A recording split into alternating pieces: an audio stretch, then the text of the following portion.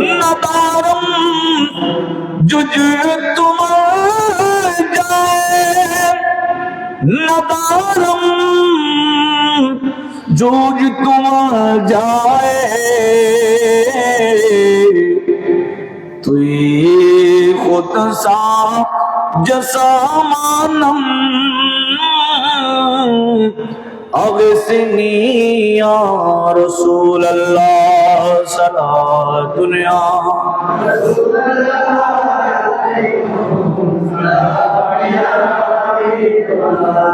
अगर रानी वगर हानी गुलाम आका सुल्तानी दिगर सीजे नमीतानम अगसनी या रसूल अल्लाह सलातुनिया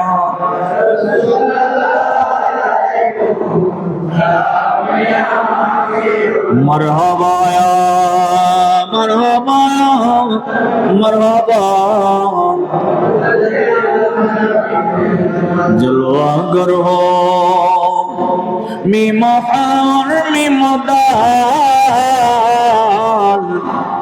जलवा करो बेनज़ीरो बेमिज़ार मरहबा या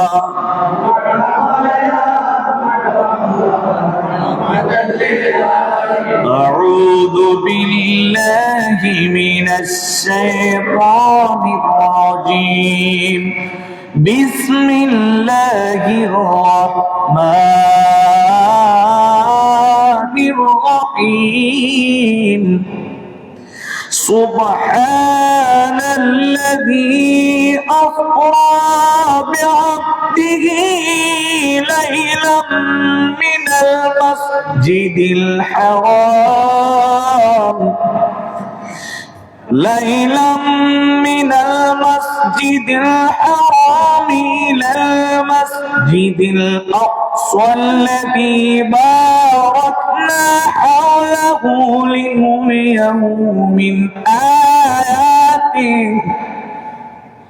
من آياتنا صدق الله المولانا العظيم وصدق رسوله النبي الحبيب الكريم ونحن على ذلك لمن الشاهدين والشاكرين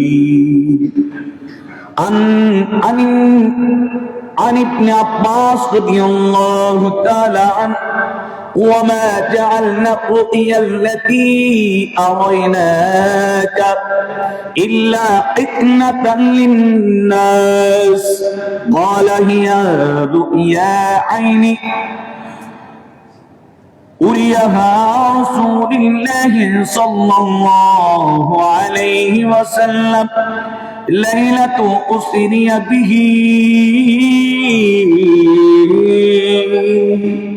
أو كما قال عليه الصلاة والسلام आने वाला है महबूब मेरा आने वाला है महबूब मेरा अर्श कुर्सी फरिश्तों सजा सैद कर दो जहन्नम की आतिशी और जन्नती को दुल्हन बनाओ उम्मे हानी की घर कमली वाले उम्मे हानी की घर कमली वाले सूरते जिब्रीलो पहुंचे और बोले ये हुक्म रब है जल्दी महबूब को मेरी ला आने वाला है महबूब मेरा आने वाला है। अर्श कुर्सी फरिश्तों सजाओ, अर्श कुर्सी फरिश्तों सजाओ, सैर अर्शे मो अल्लाह की खातिर, ए सवारी को बुर्रा को हाजिर, ऐ सवारी को बुर्रा को हाजिर। आज खुश है खुदा बंदे आलम, सुभान अल्लाह, आज खुश है खुदा बंदे आलम, और जन्नत को दुल्हा बनाओ, उम्मती और बख्शला, आने वाला है महबूब मेरा, अर्श कुर्सी फरिश्तों सजाओ। अल्हम्दुलिल्लाह। অধ্যকার মির্জাপুর मोमिनिया केंद्रीय जामी मस्जिद आगत मुसलिन इकराम और बिन एजाम नौजवान ছোট ছোট মাসুম বাচ্চারা পর্দার অন্তরালে ফোনের আওয়াজের মাধ্যমে দূর দূরান্ত বসে মা ও বোনেরা শুনছেন রহমানি ওয়া রাহমাতুল্লাহ তাআলা ফি দাওয়াত, সকলে আমি গুনেগারের সালাম গ্রহণ করবেন। আসসালামু আলাইকুম ওয়া রাহমাতুল্লাহি ওয়া বারাকাতুহু। মহান মুনিবের দরবারে সিজদায়ে শুকর আদায় করছি, অসংখ্য গণিত যে মওলা আজকে মাহের রজবুল মুরাজ্জব শরীফের তৃতীয় জুমায় আসার বসার যে মওলা তৌফিক এনায়েত করেছে, সেই মালিকে মুনিবের দরবারে শুকরিয়াতে জবান খুলে মন থেকে বলে আলহামদুলিল্লাহ। আরেকবার বলে আলহামদুলিল্লাহ, আরেকবার বলে আলহামদুলিল্লাহ। নবী পাক সরকার দো আলম হুজুর আহমদ মুস্তাফা মোহাম্মদ মুজতবা সাল্লাল্লাহু আলাইহি ওয়াসাল্লাম রাজ দরবারে পাগলদের প্রেমিকদের দরুদ সালামের হাদিয়া প্রেরণ করছি। আল্লাহ এই গোলামদের পাগলদের প্রেমিকদের দরুদ সালামের হাদিয়া টুকু আমার নবীর রওজায়ে আতহারে পৌঁছে দিন, আমিন। সম্মানিত হাজিরিন, একটু করে আয়াত কারিমা তিলাওয়াত করছিলাম সূরা বনী ইসরাঈলের 1 থেকে 2 নম্বর পর্যন্ত আয়াত। আল্লাহ জাল্লা মাজিদ ওয়া তাআলা যদি তৌফিক এনায়েত করে অত্র আয়াতের কিঞ্চিত আলোচনা করব। আল্লাহ আমাদেরকে ওই আলোচনা শুনে বুঝার এবং মানার তৌফিক দান করুক, আমিন। আল্লাহ জাল্লা মাজিদ ওয়া তাআলা সূরা বনী ইসরাঈলের 1 থেকে 2 নম্বর আয়াত পর্যন্ত এই আয়াতে কারিমায় আল্লাহ এলান করেছেন, বলেছেন বিসমিল্লাহির রহমানির রহিম, সুবহানাল্লাহ বলে কি বলছেন? সুবহান। সুবহান মানা পূত পবিত্র, সুবহান মানা পূত পবিত্র, পবিত্র। আল্লাহ অপবিত্র না পবিত্র? আল্লাহকে আল্লাহ নিজেকে পবিত্র কেন বলছেন? পবিত্র মানি না হওয়া থেকে পবিত্র, না করা থেকে। আমি একটা কাজ করতে বলছি, না করা থেকে পবিত্র। আমি একটা জিনিস হতে বলেছি, না হওয়া থেকে পবিত্র। অর্থাৎ আল্লাহ জাল্লা মাজদু ওয়া তাআলা যখন যেটা যে মুহূর্তে বলে কোন, বললে ফায়াকুন হয়ে যায়। না হওয়া থেকে, না করা থেকে, না না না, এইভাবে যত শব্দ রয়েছে এগুলো থেকে আল্লাহ পুত পবিত্র। তার মানে আল্লাহ যা চায় তাই করতে, এটার অর্থ একদম সংক্ষিপ্ত অর্থ এটাই সুবহান। অর্থাৎ আল্লাহ যা চায় তাই করতে পারে, ঠিক কিনা? এই জগৎটা ছোট না বড়, একদিন ধ্বংস হবে, ঠিক কিনা? যখন আল্লাহ বলবে, ঠিক কিনা? সময় নিবে, আসমানকে সময় নিবে। আল্লাহ একটু আমাকে একটু সময় দাও, আমি একটু প্রিপারেশন নিই। আসমানটা ভাঙতে অনেক কষ্ট হবে, অনেক যত্ন সহকারে আসমানটা আমি রেখেছি। আল্লাহ তুমি একটু মুহূর্ত সময় দাও, অবকাশ দাও না।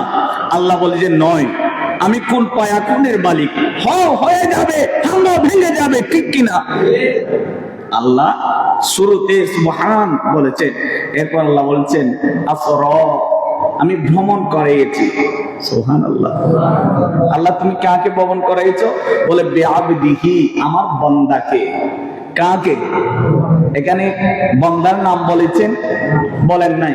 আল্লাহ বলেছে আমি বান্দাকে ভ্রমণ করাইছি। তাহলে আমিও বান্দা, আপনিও বান্দা, পাশে আমার এই মুসল্লি কেরাম যারা রয়েছে সবাই বান্দা, ঠিক কিনা? পৃথিবীর জমিনে যারা বসবাস করে সবাই বান্দা। এই সকল বান্দা থেকে আল্লাহ এখানে কোন বান্দার কথা বলেছে?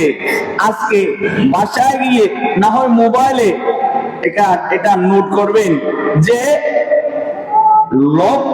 লগ ইন করবেন যে আল্লাহ সুবহানাল্লাযী আবদিহি, সুবহানাল্লাযী আসরা বিআবদিহি। আব্দুন মানে আল্লাহ কাকে বুঝিয়েছে, ওখানে চলে আসবে আব্দুন। তাফসীরে জালালাইন শরীফ খুলেন, তাফসীর ইবনে কাসির খুলেন, তাফসীরে কানজুল ঈমান খুলেন। এই আব্দিহি মানে মুহাম্মদুর রাসূলুল্লাহ। আব্দি মানে কে? মুহাম্মদুর। তাহলে আল্লাহ প্রমাণ করেছেন আল্লাহ বিআবদিহি, তার বান্দাকে। বান্দা মানে কে? আপনারা বুঝেন নাই? বান্দা মানে কে?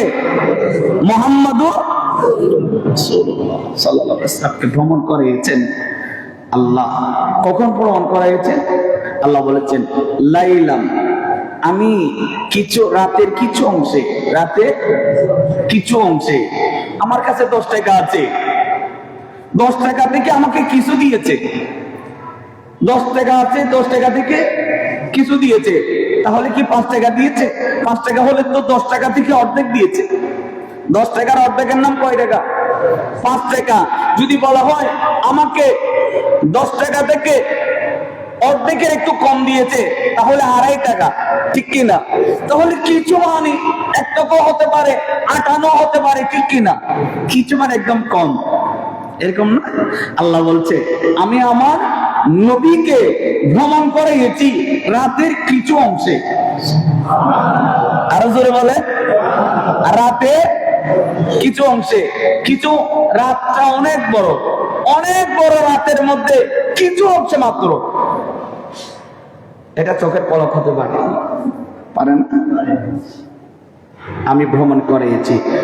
আল্লাহ আপনি আপনার নবীকে, আপনার বান্দাকে কোথায় সফর করিয়েছেন? সূরা বনী ইসরাঈল আল্লাহ বলেছেন মিনাল মসজিদিল হারামি, মসজিদে হারাম থেকে ইলাল মসজিদুল আকসা, মসজিদ আকসা পর্যন্ত। আমার কথা কি বোঝা যায়? আল্লাহ ভ্রমণ করাইছেন কে? আল্লাহ। কাকে করাইছেন? নবীকে। কোত্থেকে কোথা পর্যন্ত? মসজিদে হারাম থেকে, অর্থাৎ বাইতুল্লাহ শরীফ থেকে আমার নবীকে আল্লাহ মসজিদে আকসা পর্যন্ত নিয়ে গেলেন। সময়টা কতক্ষণ? বলে রাতের কিছু অংশ। আল্লাহ চাইলে পারে না? জোরে বলে। প্রমাণ কোথায়? পত্র আয়াতের। সুবহান, আল্লাহ পুত পবিত্র, না হওয়া থেকে, না করা থেকে, না না না না যত আছে সব থেকে আল্লাহ পুত পবিত্র। সুবহানাল্লাহ বলেন। সালাত নেয়া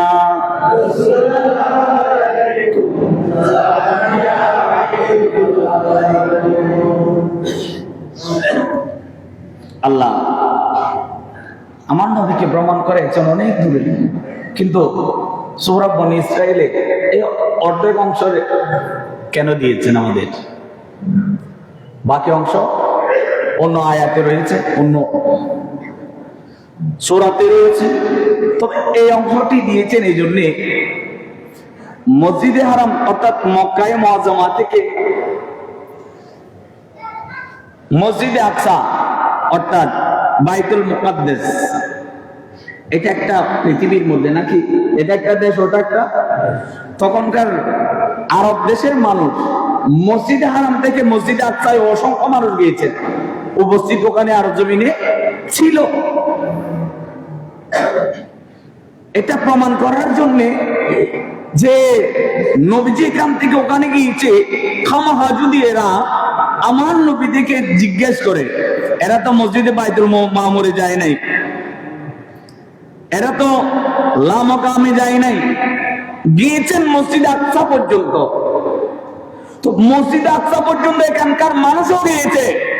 নবীকে যদি জিজ্ঞেস করে মসজিদ আকসা এটা কেমন, জায়গা কেমন, উত্তর দিকে না দক্ষিণ দিকে, কেমন করে যাওয়া যায়, জানালা দরজা, মসজিদের কোয়ালিটি কেমন, যদি জিজ্ঞেস করে, আমার নবী যেন বলতে পারে,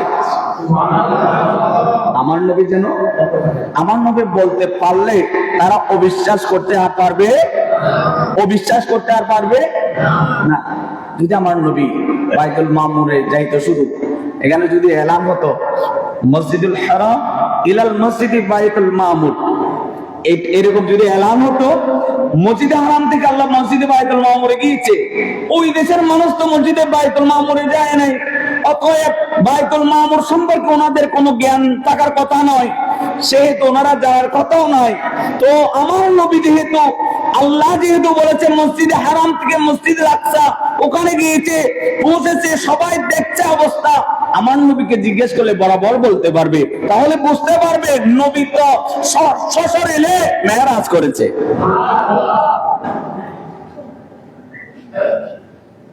এটা এই আয়াত আমার নবীকে মেরাজ করার আরেকটা আল্লাহর উদ্দেশ্য হচ্ছে যা আল হক ওয়া জাআল বাতিল,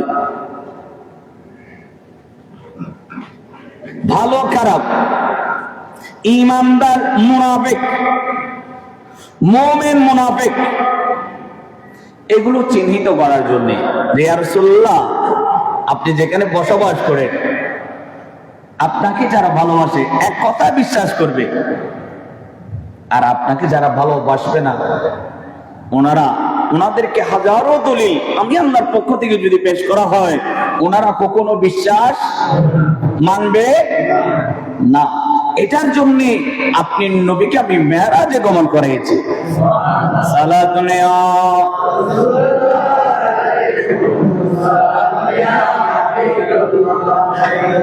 আল্লাহ বহুত পবিত্র ওই আল্লাহ যিনি তার নবীকে রাতের কিছু অংশে মসজিদুল হারাম থেকে মসজিদ আকসা পর্যন্ত ভ্রমণ করলেন। ওখান থেকে আল্লাহ প্রথম আসমান, দ্বিতীয় আসমান, তৃতীয় আসমান, চতুর্থ আসমান, পঞ্চম, ষষ্ঠ, সপ্তম আসমান পর্যন্ত ভেদ করে আল্লাহ লোহে মাহফুজ আমার নবীকে উঠাইলেন।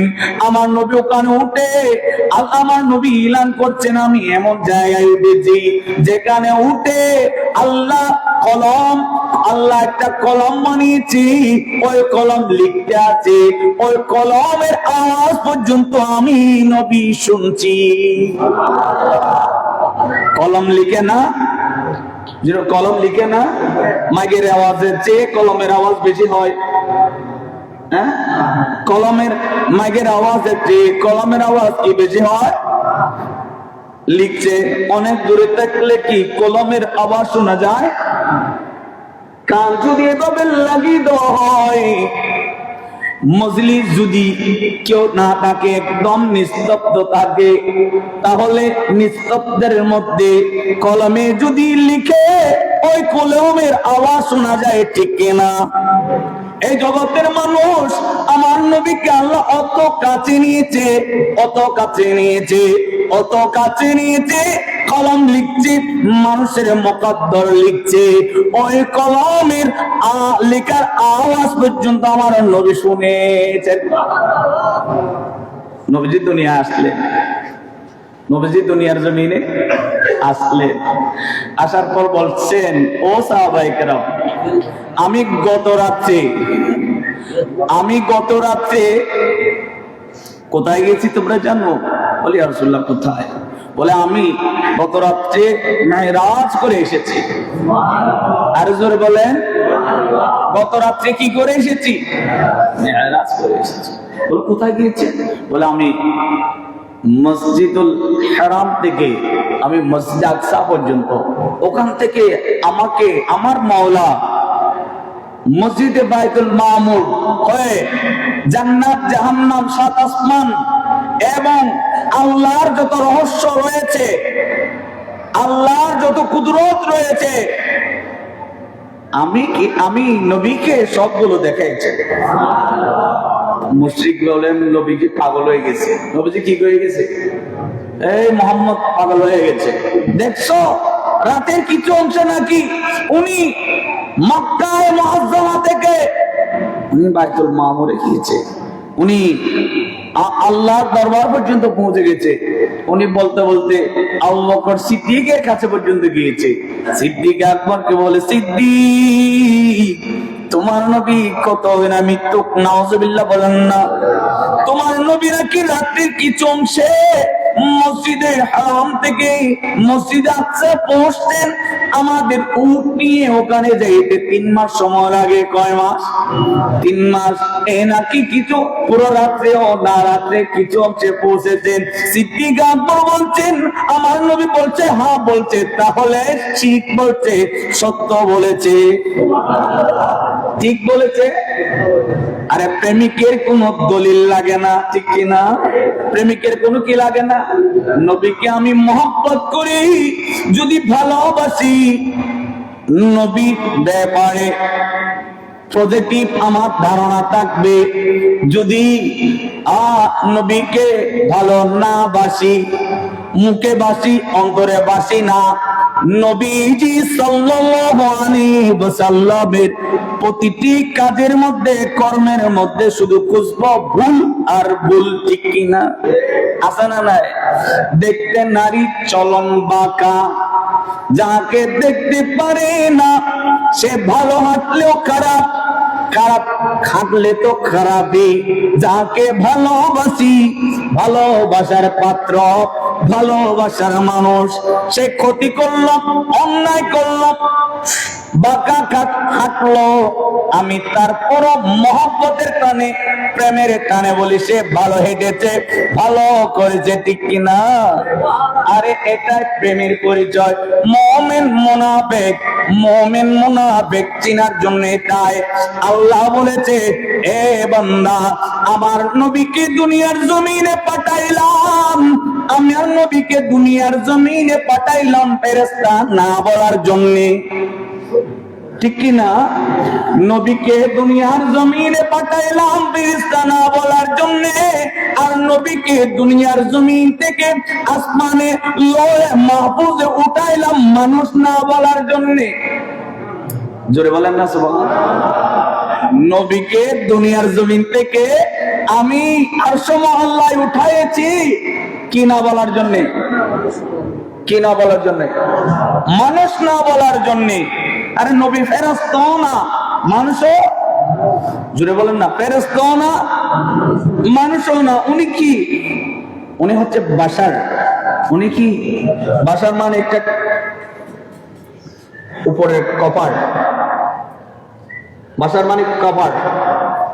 এটা এখন মিম্বার, মেহরাব শরীফ, মিম্বার শরীফ, এখানে যদি একটা উপরে কাপড় দেওয়া হয়, এখানে কি ময়লা পড়বে? এই কাপড়টা দিয়ে যেন ময়লা না পড়ে। কাপড়টা হচ্ছে একটা কপার, এই কপারের নাম বাশার। কপারের নাম কি? আমার নবী রূপে মানুষ, রূপে মানুষ, আদৌ আমার নবী মানুষ।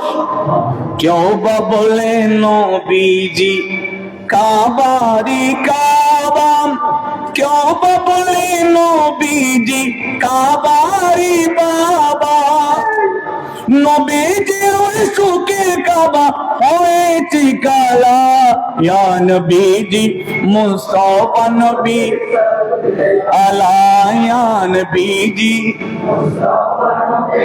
কেউ বা বলে নবীজি নূরেরই পুতুল, কেউ বা বলে নবীজি গোলাপের ফুল, নইসে গোলাপ নইসে পুতুল নূর আল্লাহ, ইয়া নবীজি মুস্তাফা নবী সাল্লে আলা, ইয়া নবীজি। আমি তো মানুষ, হাঁটলে আমার ছায়া আছে, আছে না নাই? নবীর ছায়া পাওয়া যায় না? নবীর ছায়া নাই, ছায়া নাই। নবীর কি নাই? ছায়া। ছায়া আছে, ছায়া নাই। নাই কেন? উনি মানুষ না? উনি মানুষ তো, ছায়া নাই কেন? আরে উনি মানবের পোশাক পরে আমাদেরকে শিক্ষা দেওয়ার জন্য এসেছে। মানবীয় কি? মানবের পোশাক পরে এসেছে শিক্ষা দিতে। মানবীয় কি? বান্দা জাহিলিয়াতের যুগ, অন্যায় অবিচার জুলুম নির্যাতন মারামারি হাঁটাহাঁটি এভাবে অন্যায় অবিচারের যুগ ছিল। নবীজি নূরের লেবাস পরে মানুষের মতো পোশাক পরে দুনিয়ার জমিনে তশরিফ এনেছেন। আল্লাহ পাঠিয়েছে মানবকে শিক্ষা দেওয়ার জন্য। শোনো শোনো বান্দা, মারামারি কাটাকাটি খুন খারাপি করলে খোদা পাওয়া যায় না। আল্লাহকে পাইতে হলে এই বান্দা তোমাকে আল্লাহর পথে চলতে হবে। ভাই ভাই মারামারি নয়, হানাহানি নয়, খুন খারাপি, মিলেমিশে থাকো, ইবাদত বন্দি করো এবং আল্লাহর ইবাদত করো, তাহলে তুমি আল্লাহকে পাইতে পারবে। সালাতুনিয়া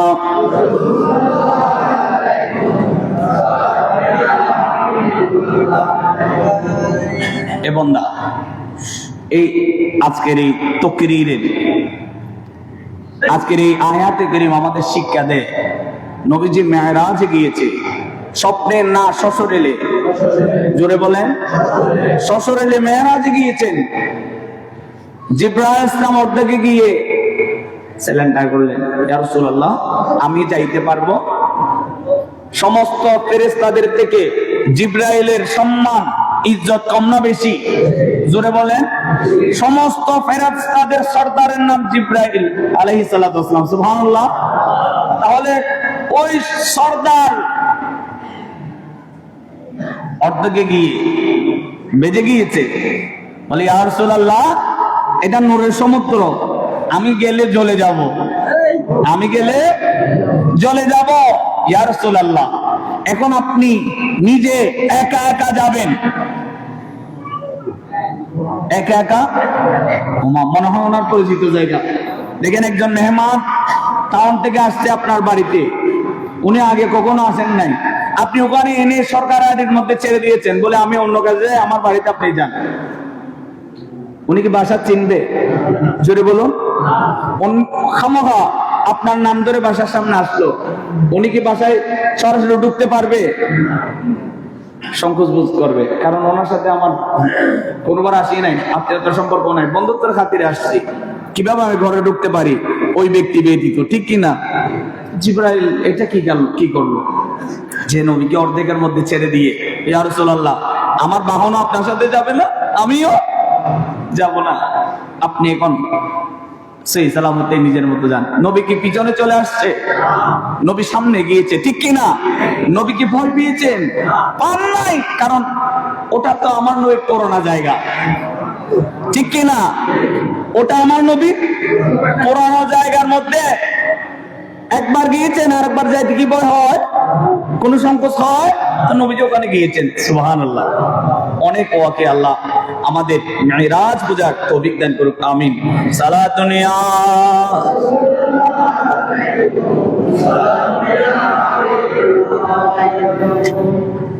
হযরত আলী রাদিয়াল্লাহু তাআলা ইরশাদ করেছেন, যে ব্যক্তি রজব মাসে, আমার রাসূল সাল্লাল্লাহু আলাইহি ওয়াসাল্লাম ইরশাদ করেন, যে ব্যক্তি রজব মাসে একটা রোজা রাখবে, কয়টা?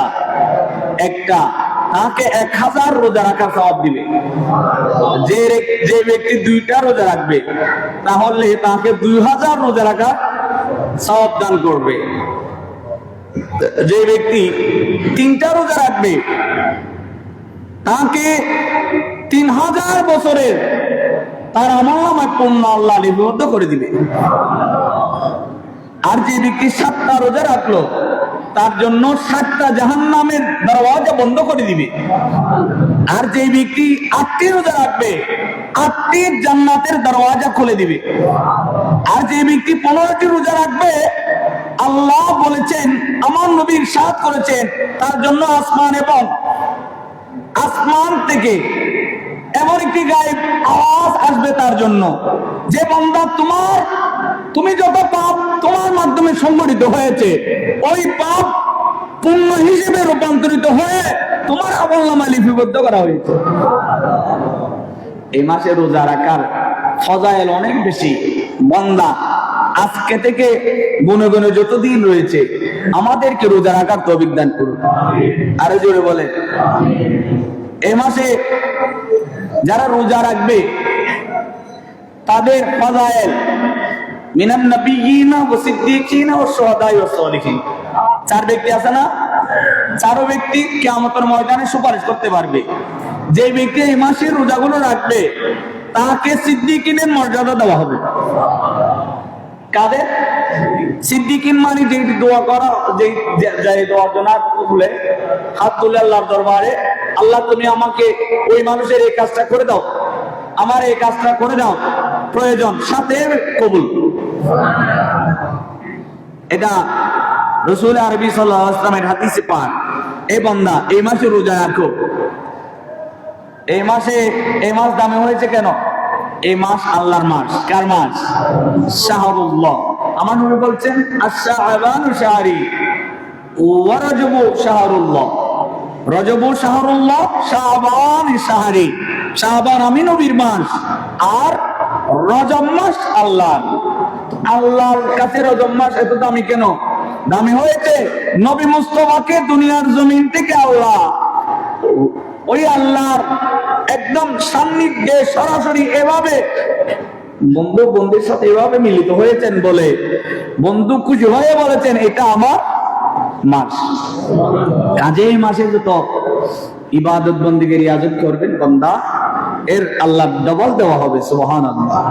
তো যেই ব্যক্তি এই মাসে রোজা রাখবে সিদ্দিকিনের মর্তবা তাকে দেওয়া হবে। শুধু এটা নয়, কাল কিয়ামতের ময়দানে সিদ্দিকিনরা যেখানে থাকবে তাদের সাথে হয়ে আমার ওই বান্দাগণ যারা রজব মাসে রোজা রাখে তাদেরকে ওই সিদ্দিকিনের সাথে রাখা হবে। মর্তবা কম না বেশি? আরো জোরে বলেন।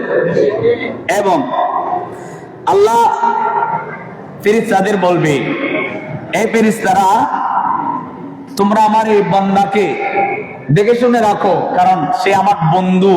সে আমার কি বন্ধু।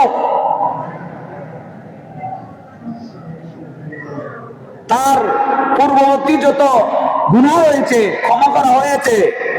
এবং ফেরেশতারা তোমরা সাক্ষী হয়ে থাকো সে আমার বন্ধু হিসেবে সিদ্দিকিনদের সাথে থাকবে। তাহলে এই মাসে রোজা রাখার দরকার আছে না নাই? এই মাসের 26তম দিবাগত রাত, 26তম দিবাগত রাত হচ্ছে লাইলাতুল মিরাজ শরীফ। আগামী শুক্রবার পরে মনে হয়, আগামী শুক্রবার দিবাগত রাত লাইলাতুল মিরাজ শরীফ। বান্দা যেই বান্দা এই মাসে, হাদিসে পাকে এসেছে হযরত হুব্বাতুল্লাহ সনদ সম্প্রদায় সালমান ফারসি রাদিয়াল্লাহু তাআলা আনহু হতে বর্ণিত, রাসূল পাক সাল্লাল্লাহু আলাইহি ওয়াসাল্লাম ইরশাদ করেছেন, ওহে মুমিন পুরুষ এবং নারী তোমরা শোনো, যে ব্যক্তি 30 রাকাত নামাজ পড়বে। কয় রাকাত? ইয়া রাসূলুল্লাহ কিরকম বলবো? বলে একবার সূরা ফাতিহা, 3 বার সূরা ইখলাস এবং 3 বার সূরা কাফিরুন। এভাবে করে যে ব্যক্তি 30 রাকাত নামাজ আদায় করবে ওই ব্যক্তিকে আল্লাহ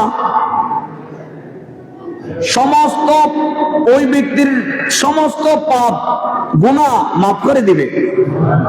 আরো জোরে বলেন না। এবং সমস্ত বছরে যত মানুষ রোজা রাখবে ওই রোজা রাখার সওয়াব যত পেয়েছে ওই পরিমাণ সওয়াব ওই ব্যক্তিকে দেওয়া হবে। এবং আগামী বছর যারা রোজা রাখবে তাদের দপ্তরে ওই ব্যক্তির নাম লিপিবদ্ধ করে দেওয়া হবে। এই বিষয়গুলো আমি নিয়েছি বুনিয়াতুত তালিবিন হুজুর গৌসে পাক শাহ বাগদাদ আব্দুল কাদের জিলানী আল গিলানী হুজুর কিবলার লিখিত কিতাব শরীফ থেকে। আল্লাহ আমাদেরকে ওই দিন বেশি বেশি ইবাদত করার, রিয়াজত করার তৌফিক দান করুক। আমিন। ওয়া আখির দাওয়ানা আলহামদুলিল্লাহ।